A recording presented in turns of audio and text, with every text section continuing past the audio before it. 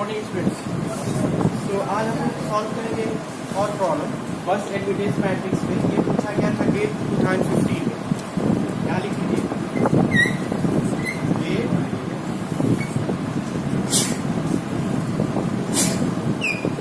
2015 simple problem है। कह रहा है कि आप 3 बस power system network consist of 3 transmission lines. 3 buses are there, 3 lines are there. The bus admittance matrix of uncompensated system is this.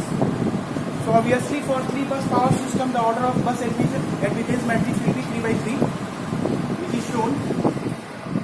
तो ये है और ये सिमेट्रिकल होता है। देखा आपने 3J3 J4 J4 J5 J5 of diagonal और ये डायगोनल। ठीक है, पूछा क्या इसमें, ये वाई बस है जब सिस्टम अनकम्पेंसेटेड है। कंपनसेट कर रहा है 50% किसको, if the shunt capacitance of all the transmission lines. So we are having 3 transmission lines, 3 buses, right.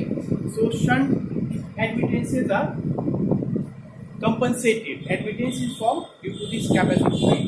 So shunt capacitance of all transmission line is 50% compensated. So it will be reduced to 50%. Why? Shunt admittance will be reduced to 50% of that because 50% has been compensated.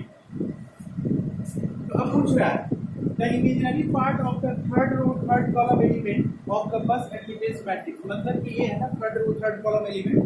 तो इसका जो भी पूछ रहे हैं imaginary पूछे real पूछे whatever, यानी कि न्यू जो वाई बस आपका होगा उसमें जो न्यू एलिमेंट्स होंगी तो उसमें जो ये पोजीशन होगा उस एलिमेंट का इमेजिनरी पार्ट आपको पता करना है, ये पूछा गया। ठीक है, तो बहुत सिंपल है।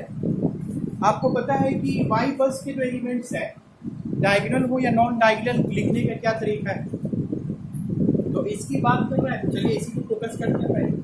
तो ये ओल्ड है, इसको हम लिखने के रिप्रेजेंट करेंगे y33 लिखेंगे ना भाई, इसको ओल्ड कर दीजिए आप। कितना दिया है -j। ठीक है, इसको कैसे लिखते थे हम, 3 बस सिस्टम है तो दिस इज YII का क्या फॉर्मूला होता था, sum of all admittances series and shunt. ठीक है, अगर एग्जिस्ट करता है तो यहाँ पे तो शंट है तभी तो कह रहा है कि कंपनसेटेड है 50%, राइट।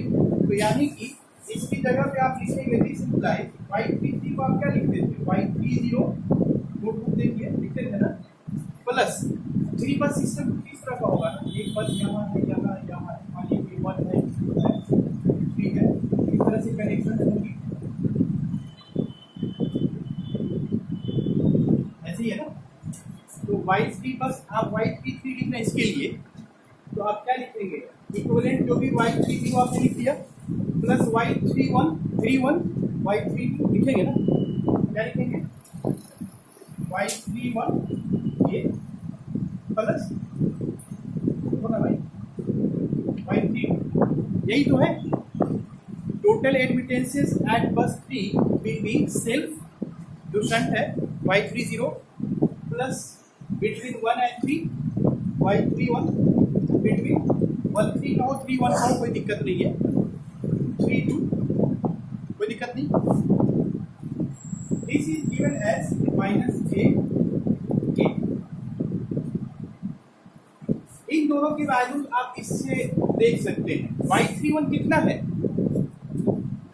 कितना है J4 तो कैपिटल y31 है, ये ऑफ डायगोनल एलिमेंट है।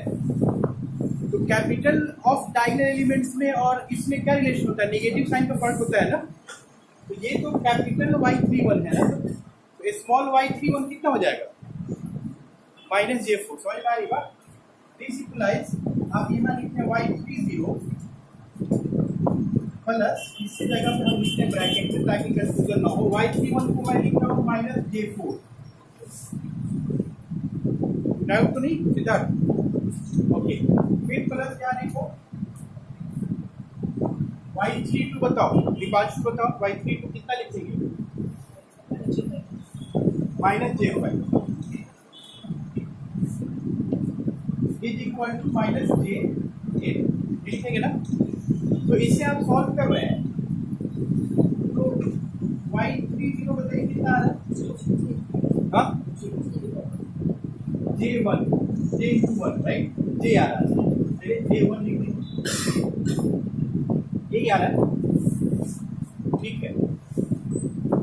अब ये अनकम्पनसेटेड की बात कर रहे थे हम लोग, ओल्ड की बात कर रहे थे राइट, और क्वेश्चन में कह रहा है कि जो भी शंट एडमिटेंसेस हैं उनको आपने 50% कंपनसेट कर दिया है, यानी कि अब ये कितना हो जाएगा न्यू, ये ओल्ड की कॉरस्पॉन्डिंग चल रहा है ना, तो यहाँ भी ओल्ड लिख दिया,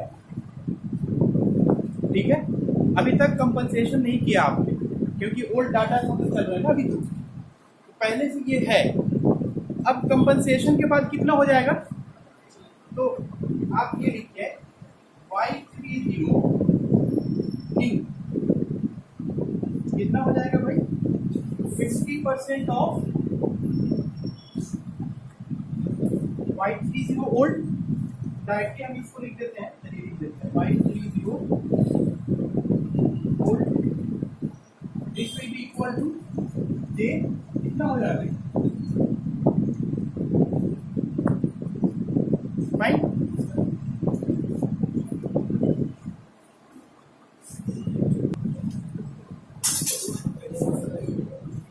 सो y3 new is known now, कोई डाउट नहीं, इतना आ रहा है।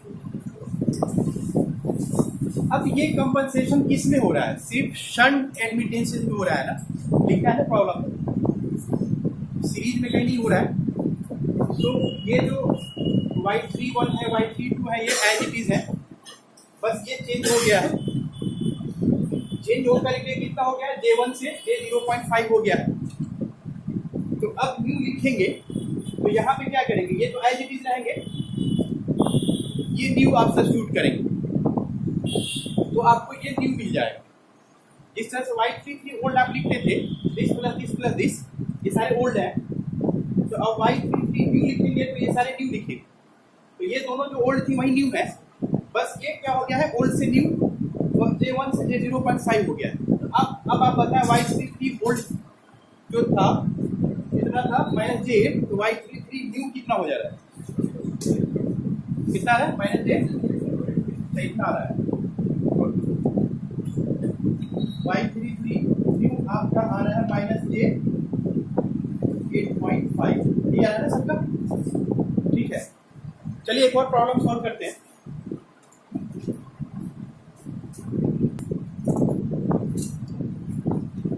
चलिए एक और प्रॉब्लम सॉल्व करते हैं, ये और पहले पूछा था 2012 में। The bus admittance matrix of a 3 बस 3 लाइन सिस्टम इज, यहाँ भी 3 बस 3 लाइन सिस्टम है, और सिमिलर प्रॉब्लम 2015 में पूछा था, वो भी 3 बस 3 लाइन सिस्टम पे बेस्ड था, ठीक है। जरा सा कुछ अलग होता है, बाकी चीज़ें तो कॉमन ही होती है। तो यहाँ भी देखें कि सिमिलर एक 3x3 मैट्रिक्स आपके पास y बस की है, तो आगे क्या क्या इसमें क्या पूछ रहा है तो देखते हैं। If each transmission line between the two buses is represented by an equivalent pi network, ठीक है, आप ये भी समझ रहे हैं कि आप लाइन को पाई नेटवर्क से रिप्रेजेंट कर रहे हैं, y/2 दोनों तरफ चले जा रहे हैं बसेस की तरफ, हर लाइन को, राइट। pi/2 से करने का मतलब ये है कि हर लाइन को आपने इसका जो शंट एडमिटेंस है उसका हाफ इधर एक बस की तरफ, जैसे बस 1-2 की बात करें तो बस 1-2 के बीच जो शंट एडमिटेंस है y/2 इधर आ गया, y/2 इधर आ गया, बस 1 बस 2 पे चला गया। सिमिलरली सबके आप पढ़ चुके हैं, पूछा क्या उसको देखते हैं। The magnitude of the shunt susceptance of the line connecting buses 1 and 2, तो 1 and 2 के बीच जो है शंट susceptance है उसका मैग्नीट्यूड पूछ लिया है, ये पूछा है ना। तो आप याद करें आपका 3 बस सिस्टम है,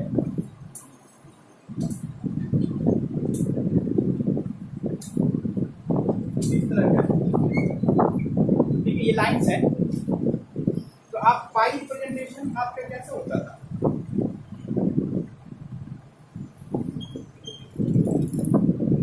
ऐसे ही होता था ना, इस लाइन को पाई रिप्रेजेंट आपने किया होगा, ठीक है।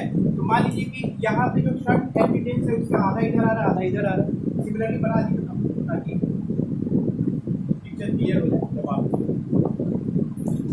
बस नंबर 1 है, ये 2 है, 3, तो आप पाई मॉडल से रिप्रेजेंट करेंगे, सबको ऐसे शुरू करेंगे,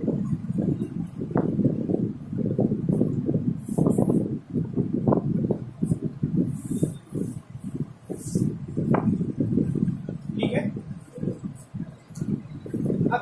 इसका 1 और 2 के बीच का पूछ रहा है ना, कनेक्टिंग लाइन बसेस 1 और 2, जो फाइंड आउट करना है उसको x मान लीजिए आप। मान लीजिए जो आपको पता करना है उसको x मान लीजिए, लेट दैट इज x, ठीक है। तो क्या हो जाएगा, यहाँ पे x/2 आ जाएगा ना भाई, और x/2 कहाँ चला जाएगा, यहाँ पे। सिमिलरली इसका देख लीजिए आप, ये y/2 हो जाएगा, और ये इसका मान लीजिए y, कुछ और मान लीजिए, ठीक है। इसका कुछ और मान लीजिए z/2 कर लीजिए यहाँ पे, और z/2 यहाँ पे कर लीजिए, ठीक है। अब आप इसको गौर करेंगे तो बस 1 पे टोटल शंट एडमिटेंस कितना हो जाएगा बताएं, x/2 प्लस y/2 1 पे हो गया। और ये आप लिख सकते हैं कई तरीके हैं, जैसे एक तरीका ये हो सकता है कि आप एक बस रो को ऐड करेंगे। देखिए ये क्या है, small negative of small y12 है ना, निगेटिव ऑफ स्मॉल y13 है, और वो पॉजिटिव के साथ यहाँ है तो कैंसिल कर देते हैं ना एक दूसरे को, तो बचता क्या है y10। यहाँ पे क्या बचेगा y10, और y10 क्या हो जाएगा आपका 30 प्लस 30, कॉलम वाइज ऐड करें तब भी या रो वाइज ऐड करें तब भी। इसी तरह से अगर सेकेंड रो को आप ऐड करते हैं तो ये अपने इफेक्ट को कैंसिल कर देता है ना, निगेटिव साइन के साथ होता है। ये क्या है y23 है, 22 है, ये y23 है, ठीक है, कैपिटल, तो निगेटिव हो जाता है स्मॉल वाला, और वो इसमें एडेड होता है ना। जैसे कि आप ये क्या लिखते हैं, आप इसको क्या लिखेंगे, capital Y22, capital Y22 is nothing but small y20 plus small y this दोनों का, और ये दोनों निगेटिव है तो कैंसिल होकर याद आ रहा है कुछ, क्या हो जाएगा यहाँ पे, तो नेट आपका बस नंबर 2 पे y20 होगा, स्मॉल y20 वो मिलेगा, याद आ रहा है ना। तो आप इनको सॉल्व कर सकते हैं, आपको एक फाइंड आउट करना है, फाइंड आउट कर सकते हैं आप, ठीक है। तो आप अगर सिर्फ दो ही को सॉल्व करें, जेड आ रहा है थर्ड वेरिएबल, तीनों को सॉल्व करें आप, तीनों के लिए, तो आप लिखिए बस नंबर 1 पे आप क्या लिखेंगे,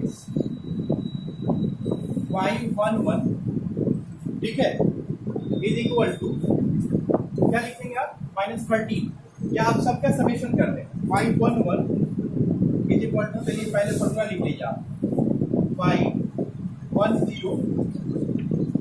फॉर्मूला लिख देता हूँ ताकि किसी को अगर समझ में नहीं आ रहा हो तो उसे क्लियर हो जाएगा। ये y11 लिखते थे आप, तो क्या लिखते थे, y10 प्लस क्या लिखेंगे 1 यहाँ पे, y12 प्लस y13, कनेक्शन देखो ना, ये लिखते थे आप ना, ठीक है,